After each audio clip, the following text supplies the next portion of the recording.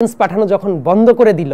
আর সবসময় একটা জিনিস মনে রাখবেন, যে রাজার করি নাই সেই রাজার রাজত্ব নাই। এন্টার জুলাই মাসে রেমিটেন্স যখন শাটডাউন হয়ে গেল, এটা কিন্তু সরকারের জন্য বিশাল বড় একটা ধাক্কা ছিল। যদি তারা এটা ধরে রাখতে থাকতো, এই সরকার ইকোনমিক্যালি কিন্তু ফল করার একটা স্পেস তারা তৈরি করে দিত।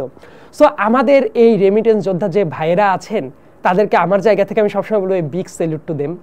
কারণ তারা যদি এই কাজটা না দেখেন, তারা কিন্তু রাজনীতি অনেক ক্ষেত্রে বুঝে না, এত পলিসি মেকিং বুঝে না। তারা এই কাজটা করার জন্য তারা চাকরি হারিয়েছে, 8 থেকে 10 বছর করে কারাগারে চলে গেছে। তাদের ফ্যামিলি মেম্বাররা আমার সাথেও যোগাযোগ করেছে যে ভাইয়া এই ব্যাপারে কথা বলা যায় কিনা।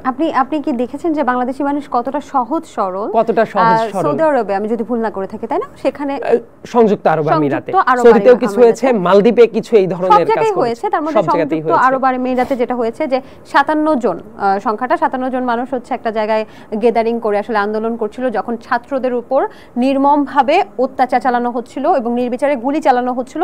সেই সময়টা কিন্তু আমাদের ইন্টারনেটটা বন্ধ ছিল এবং তারা আসলে সেখানে থেকে কিন্তু মানে নিতে পারছিল না আর কি। তারপর তারা হচ্ছে সেখানে আন্দোলনে এবং এই জায়গায় আরেকটা বড় প্রেক্ষাপট আছে। এই দেশগুলোতে আপনি জানেন এই ধরনের সমাবেশ করা যায় না, রাস্তায় নামা যায় না, আইনগতভাবে নিষিদ্ধ। কিন্তু তারা কোনো কিছু চিন্তা ভাবনা না করে, তাদের ফ্যামিলির কথা চিন্তা ভাবনা না করে, কারণ জানেন এই শ্রমিক ভাইদের প্রতি কি পরিমাণ অনাচারটা করা হয়।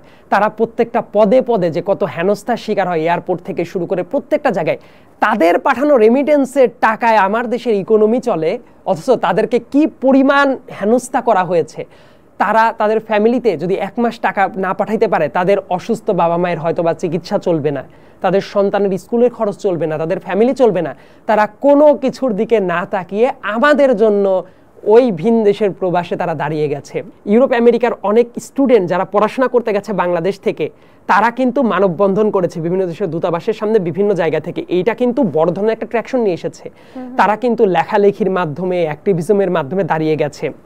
ইভেন যেহেতু এই আন্দোলনে প্রথম থেকে আমি ওতপ্রোতভাবে জড়িত ছিলাম, বিদেশে যেসব শিক্ষিত কমিউনিটি আছে তারা কিন্তু সরাসরি আমাদের সাথে যোগাযোগ রাখতো। তারা একটা ইউরোপ এবং আমেরিকা সেন্ট্রিক বড় একটা কমিউনিটি তারা দাঁড় করিয়ে ফেলেছিল, যে এই আন্দোলনে যারা আহত হবে তাদেরকে চিকিৎসা যাতে করানো যায়। তারা জনমত গঠনের জন্য কাজ করছিল এবং বাংলাদেশের বহু মানুষ আছে ইন্টেলেকচুয়াল জায়গা থেকেও এই আন্দোলনে বয়ান তৈরিরও কাজ করেছে। দেখবেন বাইরে থেকে খেলোয়াড়রা যখন আসে কোনো কিছু জয় করে, তাদেরকে সেলিব্রেশন দেওয়া হয়। সো আমি চাই এই যে মানুষগুলো যখন আসবে, তাদেরকে এই ধরনের সেলিব্রেশনটা দেওয়া উচিত। We really owe to them. এই সুখবরটা দিতে চাচ্ছিলাম যে এই যে সংযুক্ত আরব আমিরাতে যে 57 জনকে আসলে জেলে নেওয়া হয়েছিল এবং দ্বন্দ্বে কিন্তু সাজা দেওয়া হয়েছিল, তাদেরকে কিন্তু মুক্ত করা হয়েছে। সেটা অন্তর্বর্তীকালীন সরকার থেকে সম্ভবত যোগাযোগ করা হয়েছে। যোগাযোগ শুধু করেনি, আমি যদি এইটা বলি, it's only possible only for doctor Mohammad Yunus. এবং ডক্টর মোহাম্মদ ইউনূসের যে বহির্বিশ্বে একটা বড় ধরনের অ্যাকসেপ্টেন্স আছে, সেটা তো জানেন। যখন 5 তারিখের পর থেকে এই পরিবারের অনেক লোক কিন্তু আমার সাথে যোগাযোগ করেছে, আমরা এটা নিয়ে সোশ্যাল অ্যাওয়ারনেস তৈরি করার চেষ্টা করেছি, অ্যাক্টিভিজম করেছে এবং তারা বিভিন্ন জায়গায় কথা বলেছে। এবং ডক্টর মোহাম্মদ ইউনূস সরাসরি যোগাযোগ করার কারণে কাতারে যে আমির আছে তারা কিন্তু এই ব্যাপারটা, মানে এই রিকোয়েস্টটা অ্যাকসেপ্ট করে তাদেরকে এত সাজা হয়ে যাওয়ার পরেও তাদেরকে কিন্তু মুক্তি দিয়ে দিচ্ছে এবং ইট হ্যাপেন্ড। সো এটা এই সরকারের একটা কূটনৈতিক সফলতা। ক্যাম্পাসে ছাত্র রাজনীতি থাকবে কি থাকবে না? যে রাজনীতি চলে এইটাই যদি চলতে থাকে, এই ছাত্র রাজনীতির কোনোই দরকার নাই। কিন্তু যদি কিছু পলিসি রিফর্ম করা যায়, এটা নিয়ে আমার একটা বিস্তারিত ভিডিও ডিবেটে আছে, সেটা অনলাইনে পাবেন। সো ওই জায়গায় বিস্তারিত আমি বলে দিয়েছি যে হল কেন্দ্রিক রাজনীতি বন্ধ করা যায়, অনুষদ কেন্দ্রিক রাজনীতি বন্ধ করা যায়, লেজুর ভিত্তিক রাজনীতি বন্ধ করা যায় এবং ক্যাম্পাস কেন্দ্রিক এই তোষামোদীর রাজনীতি পিওরলি বন্ধ করে যদি ছাত্ররা নিজ গরজে ক্যাম্পাসের ভেতরে না অরিজিনাল দলের পলিটিক্সে অংশগ্রহণ করে, অফিস স্ট্রাকচারে মানে ইন্টার্ন হিসেবে বহির্বিশ্বে যেটা আছে সেটা চাইলে কেউ করতে পারে।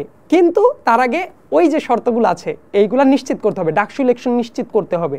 প্রত্যেকটা হল সংসদের যে নির্বাচনগুলো হয় এগুলো প্যানেল ভিত্তিক না, রাজনৈতিক দল কেন্দ্রিক না, এটা স্বকীয়ভাবেই হওয়া উচিত।